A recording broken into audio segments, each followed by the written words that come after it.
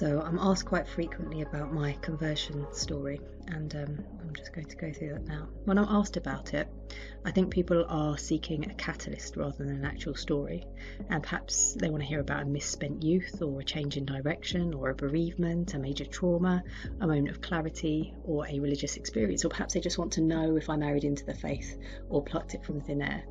There is clear but mostly unspoken wonder, not just about the conversion and the experience that led to it, but also an interest in this particular faith, and why, with all the possible avenues one could have taken, why would I choose Islam?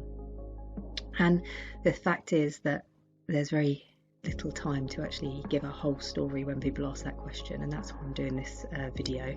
So if you have the staying power for the whole thing, well done you. It's not a simple answer why I converted. My stock responses usually do refer to the catalysts. Firstly, Maulana Rumi's Masnavi, which turned what had once seemed as a basically super rational social system, Islam, and a clearly defined confident belief system, with fairly dogmatic and strict rules, into a vision of love. So that was definitely a catalyst for me, and it broke my heart, but in a good way. There was no particular verse or line that I found intellectually compelling. It was not the structure of the composition or the sweetness of the imagery. I'm no poet, and I'm in no place to make such critical observations. Much more than that, in reading Maulana Rumi, this great spiritual master spoke to me. I connected with him. He guided me, and through his guidance, veils were removed and I experienced the world in a different way. There came with this experience not an acceptance of Islam, but a real knowledge of the existence and truth of God, and his mercy, and his closeness. The path that had swept me along to this knowledge was Islam, and I could not possibly doubt its veracity, and so I accepted Islam. It wasn't a path that I had sought. It wasn't a question of associations or relationships or cultural interest. In honesty, from the outside, Islam didn't look especially appealing to me. It seemed austere and harsh. So much for the prejudices introduced by years of misleading influence. I accepted Islam not as a choice, but in the same way as one will accept a mathematical equation if they understands the workings. It just is. Growing up, I had always had an interest in that which was deeper. I've always been uncomfortable with small talk, and I have a sense of strong justice, which I believe was part of my nature, but also nurtured by my parents, who were very much encouraged doing the right thing at the expense of personal gain. These characteristics don't necessarily make you likeable, and certainly as a younger person I found it a struggle to find my place in the world. I found it hard to strike a balance to be seen as normal when growing up. As a result, I sided with the outcasts and found it easier to understand that I didn't need to be like everyone else. But along with this comes a new normal or subculture, and so I found myself pulled into a realm that still didn't represent me in a satisfying way. These norms of a subculture are no easier to manage if you still don't essentially accept these norms. In my teenage years, my angst, partly the result of not really knowing who I was, a condition shared by many teenagers, I enjoyed expressing myself through music and poetry. I felt strongly about things, and I liked to support a cause. However, I always had a butterfly mind, quick to move to a new idea, and as such was never really good at finishing anything. This is a characteristic which is part of my makeup, and I have to work hard and continue to work hard to weaken it and encourage my higher self to take the rein and complete what I know I should complete and focus to the finish of a task. I find the 5 daily prayers to be an excellent constant training for this. It is my duty, and I must do it not become weakened. If I know I can do these, I know I can complete other tasks that I have. See, from the outside, it's easy to think, well, what's the point? What's the point in praying? If your heart's not in the prayer, which it isn't sometimes, what's the point? Isn't it better to pray when you are inspired? The answer is God knows and you do not. Your inspiration is nice for you, but God knows better for you. If you pray because it's your duty to God and you work tirelessly to complete this duty, it benefits you. It does not benefit God. God only wants what's best for you. This is the one example of how salah or prayer is beneficial for the self, but there are so many reasons and most of them are not really understood. So when you engage in any of these things, and prayer is the most obvious one for the Muslims, you start doing it and then you learn what the benefits are afterwards, and you start to see why they're so beneficial. I studied a degree in philosophy. I say studied, I was too young to really study with any seriousness, and in hindsight I think it would have been better for me to wait for a year to work and learn some sense of responsibility before wasting what is really such an amazing opportunity to completely immerse yourself in a subject that fascinates you. During the final part of my degree, I took a course in Eastern religions. I've always struggled with that term. Can't anyone be of any religion? Or if we're speaking about origin, don't all religions originate in the East? That concept of centralising your own culture, heritage, politics and even geography as the centre of the world is something that I think we all do, but something that ends up putting you on a pedestal that you haven't earned. It's something that confirms your own upbringing and history and stops you questioning it. And it's one of the reasons I think people tend to stay within the same religion and don't question it. We consider what we have to be the best because our own system bolsters us to believe that that is the case. England is the centre of the world and everything and everyone else looks up to it. It isn't true, and rationally most people will agree that it's not true, but we and probably other nations too have sown self-satisfaction into the fabric of our culture so that we don't recognise it. To be fair, it's something that all tribes and nations must have always done to get anywhere, so that all members of the nation or tribe worked for the greater good of that tribe or nation. But the need for that has now gone, but the subtle undertones remain. And to begin to question the superiority narrative is to lay all possibilities out in front of you and assess them with objectivity. And this is a process that began in earnest for me when I was about 20 and learned about Buddhism and Taoism and travelled to Thailand to experience the religion as well. English people generally love the idea of Buddhism. They confidently say it's peaceful. They like the idea of meditation and suppose that there are fewer dogmas than there are in other religions. It's a funny one really, because you get people of all religions who interpret the religion as one that promotes peace within the world community and peace within the heart. For genuine adherents of all religions, peace is a foundation. Of course it is. Without peace you have disharmony and conflict, and these are the very antithesis of religion, all of which seek personal, spiritual and also societal progress. So all religions, at their core, are peaceful. No one is more so than the other, that is, except in the effectiveness of the message they give. So they are more peaceful, the more truthful they are, the more truth there is in their message. The same is true for dogma. Buddhism is a religion, similar to Hinduism, from which it inherits many practices, which is heavily laden with dogma, ritual, rules, and all those things that English people wrongly think it avoids. The truth is, if you look at religion of a large group of people, most of whom don't just challenge rather than being active adherents, they maintain their religion only through ritual and dogma, and so it's part of all religions, equally as people don't really differ that much in their application of principles. So people always have dogmas, people will always be using rituals no matter what the religion is. And the purpose of me saying that is that the branding of different religions is so different that actually at their core they're all pretty similar, and there are just some adherents that some people choose to use as examples. For example, the Buddhists are all peaceful and the Muslims are all not. That's just the branding as it's gone. What perhaps is what people mean is that they like philosophical Buddhism, which does purport at its core the ideas of non-violence, the impermanence of the self, and the possibility of stilling the self enough to realise truth.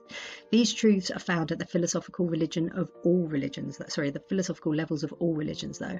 Many Muslims will look with shock at the practice of lay Hindus in Indian villages, as they are so different from Muslim practices. However, if someone who understands the philosophy of Islam actually speaks to a philosophical Hindu, they will be able to see quite a lot of connections and similarities, and they'll see more similarities than differences. So I engaged a little with Buddhism and studied it from academics at the university as well as from monks in the temple. I loved the act of self-sacrifice, and I still value that. To be able to crush your own desires in favour of something else is a virtuous challenge and a great exercise in self-control. The disciplining of the lower self is a necessary battle for the spiritual adherent of any tradition. We all have a self that lays out its desires and commands. Some of what it desires may be good, and some of what it desires may be bad. When the lower self is insistent on eating too much or satisfying sexual urges in a hurtful way, or tells you to sleep all day long, most people, whether religious or not, have managed to train the self through education, societal programming, and good parenting not to submit to it. This is generally because it's understood that the self will ultimately benefit from not engaging in these things, even though it may be may desire them.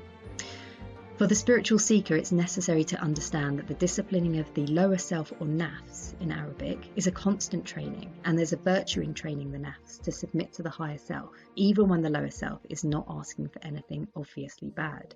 For example, if you prefer pasta and you don't really like rice at all, you can eat rice as a spiritual exercise. It's not that the rice or pasta matters to the state of the world or has any worldly benefit to you, but that not to give the nafs what it wants forces it to submit. There are a lot of Islamic practices that seem arbitrary or irrelevant to the non-Muslim, but many of them, even though the Muslim may not fully understand their worth, is a spiritual exercise of training the nafs in favour of following the practice of the Prophet, peace be upon him, in favour of demonstrating that love and exercising the higher self, even when they cannot explain to you the full benefit. For example, the Prophet, peace be upon him, used to drink water in 3 sips and sit as he did so. When you're busy and you're thirsty, you just want to glug at water. To train your lower self to do as he did is disciplining in itself, and though there will be other benefits to these practices, just the disciplining of the lower self is enough. With Buddhism, I really struggled with meditation to begin with, having, as I did, an unfocused mind and an untrained lower self. But I learned a lot from it. I started to train myself to become more focused and to not always submit to my own will and desire. And this is something that is practiced very stringently in the Islamic tradition, and so I feel my flirtation with Buddhism was good practice for what was to come. Although all systems and traditions which help the individual to find truth and which lead to a better path are beautiful and are to be respected, I found Buddhism limiting, a road without a destination or a story without a conclusion, a life without a reason. I didn't really fully rationalise what this meant to me until much later. My last year in university, in 2001, a historical year for the relationships between the world religions, 9/11 and the branding that went along with it, we were all swept up in. These Muslims, with their harsh religion trying to take our freedom from us. I didn't submit to the idea that all Muslims are terrorists, of course, but there is no doubt that, like most other headline readers, I accepted the branding presented by the media. Islam was a dark and not a peaceful religion, unlike, of course, Buddhism. This was in the back of our understanding for a long time, but at the same time as these things happened, we watched things like Bend It Like Beckham, which came out, which showed integration and the complexities that British Asians faced, and which showed that actually Sikhs and Hindus, it confirmed our view that Sikhs and Hindus were okay, but that Muslims perhaps weren't necessarily.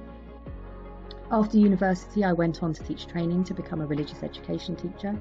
In England, that means learning about and teaching about religions and all religions and none, and trying to inspire pupils to be accepting of all of them. When I went to my first teacher training school, there was a vast number of Muslim Pakistani pupils, about 60% of all pupils were, and it became incumbent upon me to learn the religion better. Up to that point, I had a much better knowledge of Buddhism, Hinduism and Sikhism, and actually I was delighted by the clarity of Islam. In fact, it got to a stage where whenever a pupil asked me a vague question about life after death or God or anything that they might ask in a religious lesson, I always found myself answering from the point of view of Islam. The reason I would do this is because the reasons made sense, they satisfied the query and were clear and basically uncontested. I noticed this, but I didn't think much of it. I was fascinated by how the town that I was in had such a high proportion of Asians who were Muslim. And I noticed, having been brought up closer to Southall, that they looked less colourful than Hindus, and frankly, they looked like they had less fun. I developed friendships in the community with some of these Pakistani Muslims and was amazed at how insular and secretive they were, and how they retained their Pakistani heritage almost as a shield from the lack of acceptance that they felt by the wider community. I don't think that post-2001 was easy for Muslims in England for a good 10 years, but especially for these small, insular and badly understood ethnic enclaves of Muslims, from which some intention to terrorism did sadly arise, no doubt mainly because of a feeling of rejection growing up in an environment that made no effort to understand them and demonise them as something other. The racism in schools through the 70s to 90s was unchecked and had a big consequence for community cohesion, no doubt. Towards the end of 2009, I began to reject certain norms in my life. Alcohol, as a normal part of socialising in England, had always been problematic for me. I didn't really understand it. Moderating alcohol intake and the reactions people have to it are so varied that there's no normal. So many times I watched people on the floor doing something dangerous, feeling awful, breaking their relationships. I heard of people being raped or sexually abused. I heard of people abusing people and raping people, of being violent and everything, all just because they were drinking. And there's a weird cultural softening that goes with it. People laugh it off, and it's remarkable the way that they do that. When you chat about it, people have a semi-shame and an acceptance of, oh, I was just drunk. But the question is, if you behave like that or have a danger of behaving like that, does it ever make it okay? Some people respond that, well, 1 or 2 is okay, and perhaps that is true, but I've only ever seen one person, who was my grandmother, actually employ that and really never go beyond the 1. To a lesser or greater degree, alcohol causes people to lose control. You watch the conversation slip into slightly inappropriate territory even just after 1 drink. People will say that it's relaxing, and that's why they drink, and I accept that it can be, but the danger is that even if it is just 1 time in 10 that you behave even slightly badly as a result, is that really something that becomes okay for you? Is morality compromisable because you can't be bothered to find another way to relax? And the question there is also, did you always find it relaxing? When you first drank alcohol, did it relax you? Or was it after it became habitual, and then to a lesser or greater degree, something that you can't really do without in a social situation?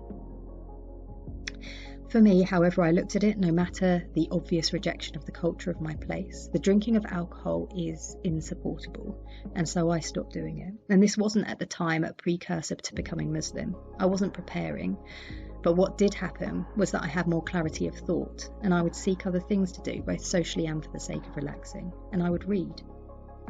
A friend of mine at work, who'd noticed that I was becoming increasingly interested in Islam, long-term loaned me The Alchemy of Happiness by Imam al-Ghazali. It sat on my desk, rather large and imposing and foreign-looking for a long while. I had a copy of the Quran in English translated by Halim. I still have this same copy. My first reading of it as a non-Muslim had me seeking to refute the religion, and I did find that there were comments related to women and slavery which made me feel very confident that this was a negative religion. In fact, so confident I was that I would go to the local mosque and quiz the manager there. I found his responses rationally satisfying and realised that I hadn't really understood what I had read, and so I did more research. This Imam al-Ghazali book continued to look at me from the desk, and eventually I did read it. In it I found an explanation of what I had not really understood when I read the Quran. In fact, I think a lot of people who are interested in Islam assume that the best thing to do is to read the Quran, and I always advise against it. The translations and commentaries vary and do not actually give the flavour or the context in the way that the non-Muslim mind can grasp. The Quran should be read with the heart, and that is not an easy practice to develop. It's a constant developing that will occur through the whole life of the Muslim. I started to accept that I had rationally got Islam wrong, and that actually there was a super-rational system that addressed issues and ideas in a way that I didn't even know existed. It was a beautiful picture. In fact, it was a beautiful picture, but it was a picture that I was looking at through a window. It did not belong to me, nor did I covet it. It was just a beautiful thing that was quite other, and it wasn't something that I necessarily wanted. And so I began to engage discreetly with Muslims at work. The friend who'd loaned me the Al-Ghazali book was a great source of help and answered questions without ever making me feel put upon or overwhelmed. She herself had a spiritual guide, and she asked me to come and meet him. I did so, and for me he was a nice man who obviously commanded a lot of respect from people. When she asked me how I felt, I said I felt calm, but I didn't really give much more thought to it than that. I left and I was happy to have met him. What she tells me now is that he said she'll be a Muslim before I leave to go back home. And over the next week, while reading Maulana Rumi, my heart shattered into 1,000 pieces. And it was as though I could actually watch every part of me drop to the floor and then be gently raised to be reformed, suddenly strong and suddenly making sense. And it was as though I was looking at a world in a different way, but with the same eyes. Like those magic pictures you see, the magic eye pictures, where you adjust your vision and can't believe what was in front of you, that you'd never seen it before. I felt an overwhelming longing towards that thing of which I was now aware. The poet will describe it like the longing of a lover for her beloved. That may be the closest you can get to describing it. I remember one evening doubled over in floods of tears in search of the beloved, and what I realised now was that I was in sajda, which means prostration, and I was facing towards Qibla, which is the direction of prayer. I began eating halal food only, and I'm sure that this disciplining gave me further clarity. I started to learn how to pray. These solitary early prayers were some of the most intense and wonderful I've ever experienced. I knew where I was going there, and I came to basically accept it. I took my shahada a few days before the beginning of Ramadan 2010. I think it's easy to think that the story of conversion ends with the acceptance of Islam, but that's very much not the case. It's just a manifest representation of the turning point, and the turning point will have started at the beginning of your life. The journey to God is a long and beautiful road which begins with shahada. Many trials you face, but you are rewarded for your striving, and this is essential. This is the main part of a believer's journey. It's not how much you do, it's how much you try, and how much you pick yourself back up when you are down, and how much you challenge yourself to improve. The Muslim who's never prayed and begins in earnest praying once a day, compared to the Muslim who has always prayed all prayers every day their whole life and finds it easy to do so, will find such sweetness in the striving alone. I personally find learning and memorising Quran very challenging, but that I keep trying despite this, I know is the essential thing. Sometimes the reward for the things that you do and the striving is open and easy for others to see. Sometimes it's not yet known and won't be known. And sometimes it's a secret between the lover and the beloved. My first year after conversion was one where I felt bathed in light. Everything was ease and progress. Doors opened and I stepped through them as I had taken a step back, as I had taken a step towards Allah, and Allah came running. I went to talk locally to the Sheikh, and I went to a local talk, and the Sheikh said, "Do you really love Allah? Are you sure? Then be prepared to be tested." The tests we go through are very difficult to imagine, but when they come about, they turn your world upside down, and it's easy for you to hold fast to it's for you to try to hold fast to the rope while the storm is happening. Early 2012, I went to see my brother, who'd been feeling a bit unwell, and so didn't want to come out to my parents' house. He'd always been very good about my acceptance of Islam. In traditional older brother fashion, he joked and poked fun, but in an entirely good-natured way. And actually, he always asked questions, which I could feel meant that he was trying to understand me, why I'd taken this path, and had an absolutely open mind about the possibility of the validity in choosing other paths. There's a sort of suspicion that normally goes with the conversion, but especially with Islamic conversion, where people are careful not to offend and would prefer to just accept the fact and move on. He didn't share that. He wanted to understand. When I went to see him, I told him I thought he was taking on too much and he couldn't control everything. He said he could. We walked through the graveyard and his wife said to me that she didn't want to go through there because she found it sad. I said not every part of death was sad depending on what you believed. These were the last conversations I had with John and Emma before I found out that he was ill. A few days later, just after 10 p.m, way past my bedtime, I got a call from my dad. He said, "Are you ready for the worst news you've ever had?" I remember what I was wearing. I suddenly felt sick. I remember everything about that moment. And he said, "John has just been diagnosed with last stage cancer." It was February the 26th, 2012, and he was 33 years old. My dad said that he was going to come and pick me up, and in the meantime, my physical reaction was to have sudden diarrhea, and my spiritual reaction was to keep doing wudu. It was odd. I was convinced that I needed to be spiritually clean. On the way to the car, there was a car whose registration plate said Dua, which means prayer in Arabic, and I saw it as a sign that I should pray, which of course I did. At the beginning of this year, I decided that I needed to get married and went about it in a practical way, I thought. I found someone who wanted to do the same thing. He seemed okay, his family were happy, mine were accepting, and so we moved on to the stages of getting married in May time. When my brother became ill, it was impossible to trust my own senses or rationality.